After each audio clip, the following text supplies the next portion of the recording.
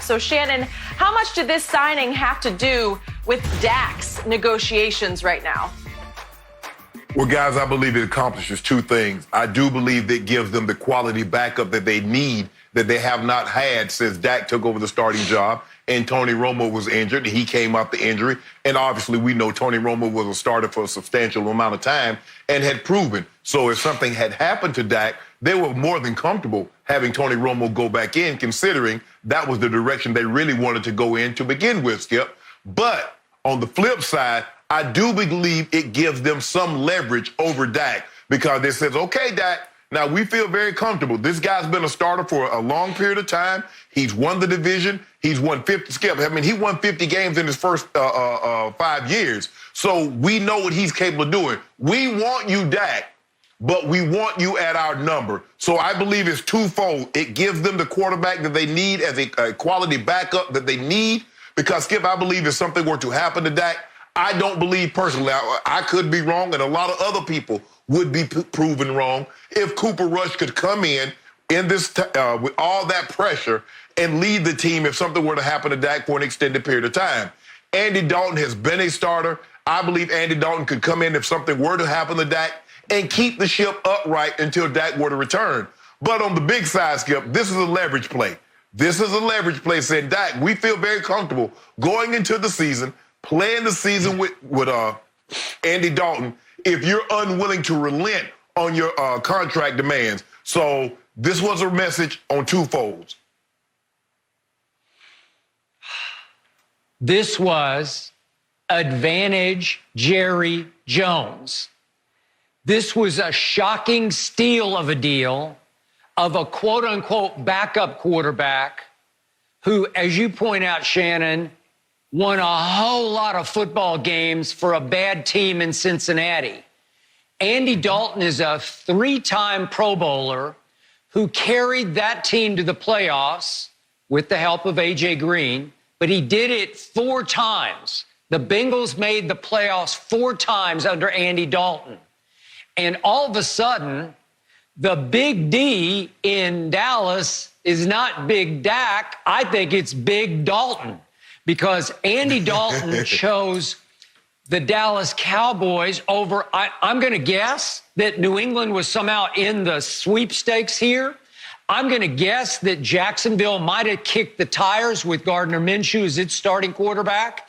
And I'm going to know that Andy Dalton said, I choose Dallas for $3 million base a year.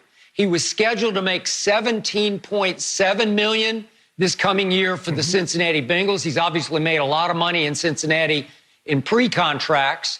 But now Jerry Jones says, I've got the best backup in the league. I've got the best backup that Dallas has ever had since Danny White backed up Roger Staubach. I got a Pro Bowl backup, and I've got an ace in the hole because all of a sudden, Jerry, who is winning and owning the offseason, has thrust Dak and his new agent back on their heels.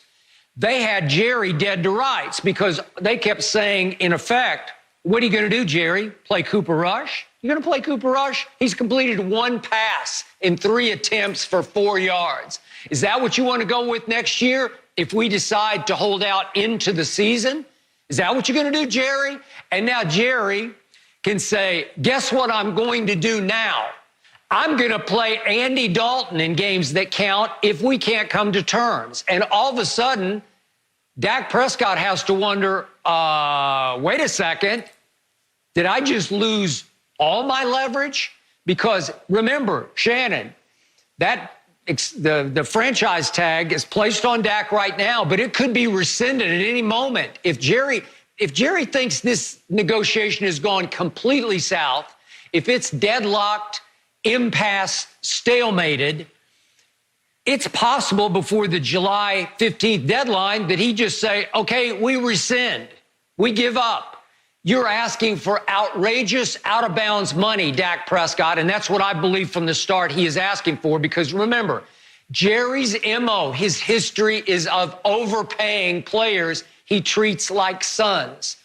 in this case, this is the first case where he couldn't get this one done because I believe Dak and his new agent are asking for money that's beyond comprehension. It has not been reported. This is what I've been told. I don't know the figure. I just think they're asking for way out of bounds money that even Jerry Jones says that's too rich for my blood. I've got to have some responsibility to my salary cap. And no, Dak, I'm not going to do that for you. I'm not going to go beyond what Patrick Mahomes is about to get from Kansas City. So in the end, now Dak has to wonder, would he yank the tag? That's $31.4 million next year. Is it possible that suddenly he'd say, okay, heck with you, I'll just go with Andy Dalton?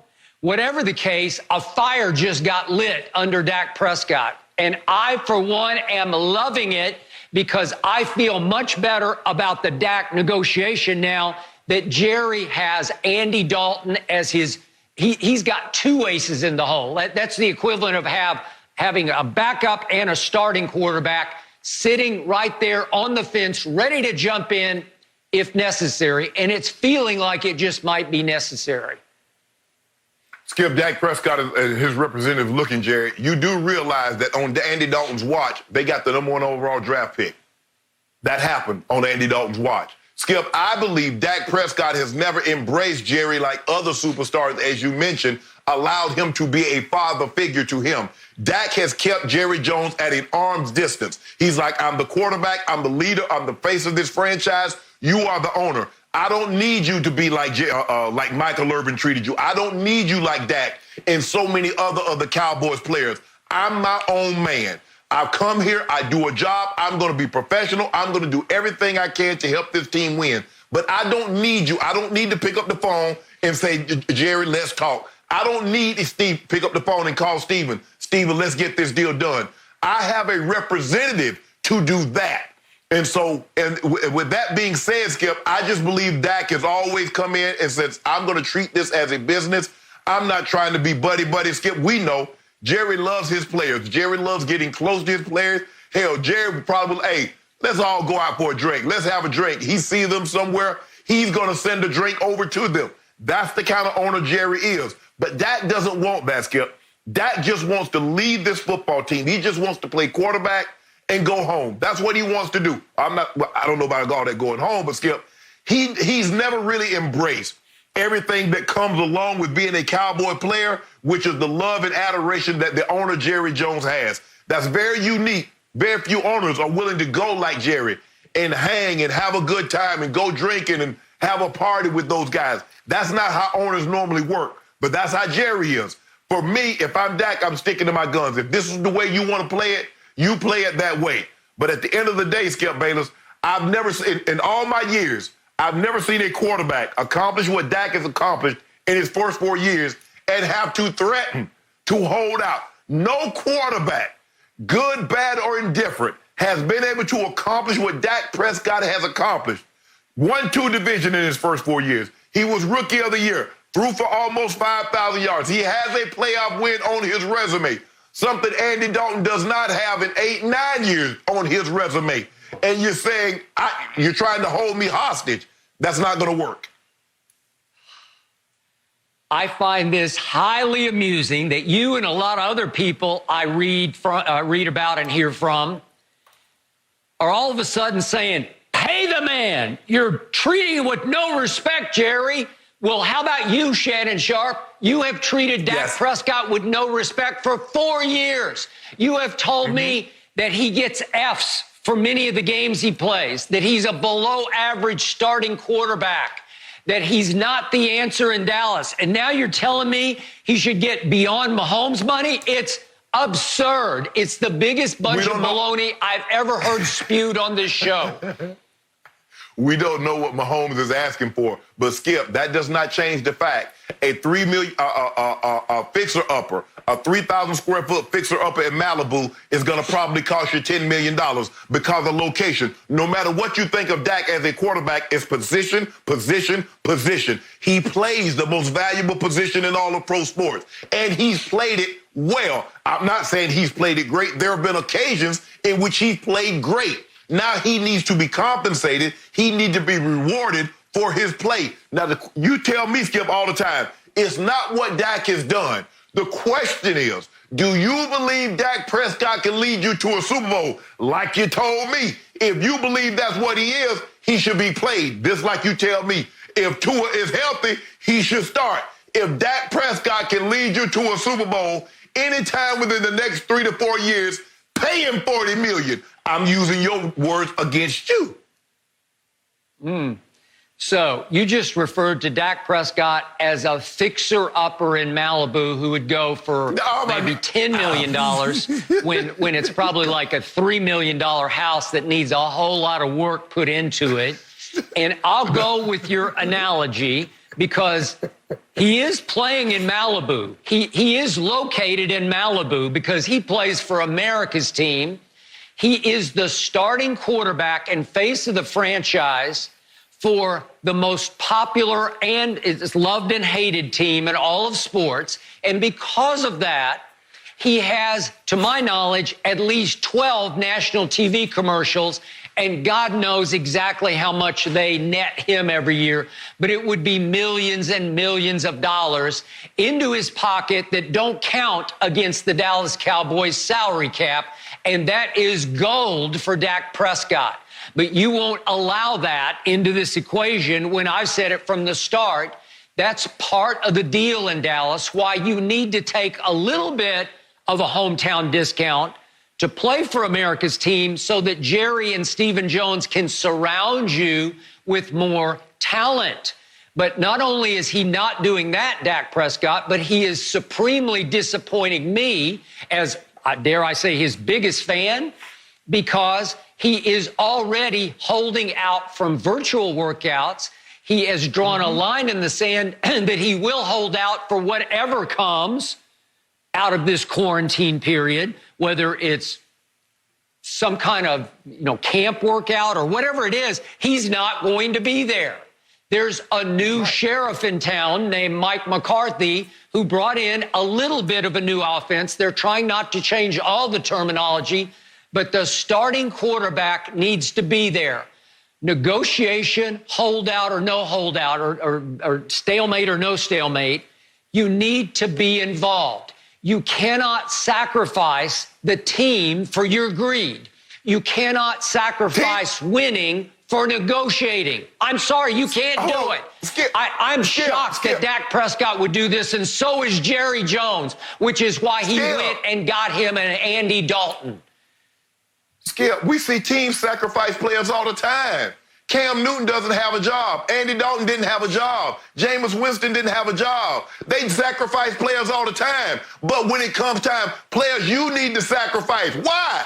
You never do. You always say what you're doing is in the best interest of the team. It's a business decision. Players are not allowed to be businesses. Only teams and corporations can be business. Well, hell, Dak Prescott says, I'm a business. I'm Dak Inc. Michael Jordan said something last night. He says, Michael Jordan, was the biggest selling point. If I averaged 2 points and 3 rebounds, none of this would have been possible. So y'all make it seem like Gatorade and Hanes and all these companies, I am my biggest selling point. These commercials have nothing to do. If Dak Prescott was throwing for 1,500 yards and they was going 7 and 9, none of this would have been possible. Dak Prescott is the selling point. And don't you ever think that you're not. It's you. It's what your ability is to do on the field and what you've done. Skip Bayless says you don't get paid on what you've done. You get paid on projections on what you're going to do. If they believe Dak is going to take them to the Super Bowl, win them Super Bowl titles, $40 million. Jerry Jones just said 2 years ago, you have no idea the size of the check I would write. Well, Jerry Jones, Dak Prescott is asking you to write a check for the tune of about $160 or $170 million over 4 years. Why do you keep saying that? You act like there's no salary cap in Dallas. There's the same cap in Dallas there is in Cincinnati and New England and Tampa Bay and San Francisco and name it. They all have the same amount to spend. So you're saying, how big a check would Jerry write? Well, he can only write X big a check. He can't write a bigger check than than the Browns can in Cincinnati, the mom and pop organization that is. They can offer the same kind of money if they want to. They got the same cap space. Skip, he didn't have no problem giving Amari Cooper $20 million a year, making him the highest paid receiver. He had no problem in making Ty Smith, Zach Martin, and Travis Frederick the highest paid at their position at the time of signing. He had no problem giving Tony Romo 2 contracts. The last one made him the highest paid player. DeMarcus Lawrence, the highest paid. He had no problem, Zeke Elliott, writing those checks. It's now. Dak Prescott said, now is my turn. You want me to take less money. You want me to give you a discount. I wish I might. It's not happening, Skip Bayless. Take Jerry Jones, less money from what? You have no idea what you're talking about here. They are asking. I've been told the agent is overplaying his hand. That's the quote I heard from the inside out. And I believe that because Jerry's MO is he gets these done a year ago. This would have been done a long time ago. He's never faced this. He's never had to use a franchise tag on a quarterback because he always got them done. And all of a sudden, he's got a quarterback who is dug in and is saying, remember, what happened after the social distancing problem where there was an alleged party at Dak's house where he had 30-odd people? Jerry and Steven, especially Steven on his radio show, took a little shot at Dak and said that will not happen again because that was the second time because there had been a picture with him working out with some guys arm in arm after the workout session. And what did Dak do? He fired right back by making a statement against Jerry and Steven. He is dug in. They are going to, quote unquote, war here in ways that no one ever has with Jerry Jones. I believe they're asking for money that if we had the exact figure, even you, Shannon Sharpe, would say, well, my God, he's won 1 playoff game. He's 1-2 in the postseason. That's just out of bounds money. That's what's happening right now. That's why Andy Dalton is crucial to this mix because he's going to even the playing field between Jerry and Dak and the agent right now. And maybe they will come to their senses and compromise just a little bit to get this deal done before July 15th. And Dak Prescott is sitting back looking at his home. He says, hold on. This is the same Jerry Jones that signed Greg Hardy, that signed Tank Johnson, that signed Randy Gregory, Alden Smith. And now you want to lecture me on my behavior? Miss me with that. Skip Bayless. Now, I'm not going to get into what I heard. I'm not going to get into what I heard or what I may not have heard. But I'm going to put it to you like this. They keep throwing out these numbers, $33, $35 million. How much is fully guaranteed? Tell Jerry and Stephen Jones to say how much is fully guaranteed. Carson Wentz got $63 million fully guaranteed. Russell Wilson got about 69. Aaron Rodgers got upwards of 70. How much is fully guaranteed? Miss me with all these numbers because what they're trying to do is that we're going to make him the highest paid, but they won't give you those fully guaranteed numbers, will they, Skip? Now, I'm not talking about the numbers that if you're on the roster at the next year, at the league year, you get $15 million. I'm not talking about the injury protection guarantees. Fully guaranteed. I signed my name on the contract. I got 70. I got 80 million coming, like a Matt Ryan deal. So how about you miss me with all your hypocritical baloney about, are you putting Dak in the same conversation with Aaron Rodgers and Russell Wilson and all those quarterbacks you love? Now all of a sudden Dak's up there. Is that how it works? No, Skip. Yeah, you just want dissension in my locker room. That's what you want. Skip, I don't want that. Skip, that's not what I want. Skip, you know how this works, Skip. This is how this worked. Is that I sign a contract. There's going to be somebody behind me that comes, that plays, that does what I do, that's going to get a bigger contract. Patrick Mahomes is going to get a bigger contract. But there's a possibility that Lamar Jackson will come behind him and get a bigger contract. That's the way it works. You know that, Skip. Well, I wish Dak would miss me with all this holdout that's shocking to me because it never works. In fact, quick aside.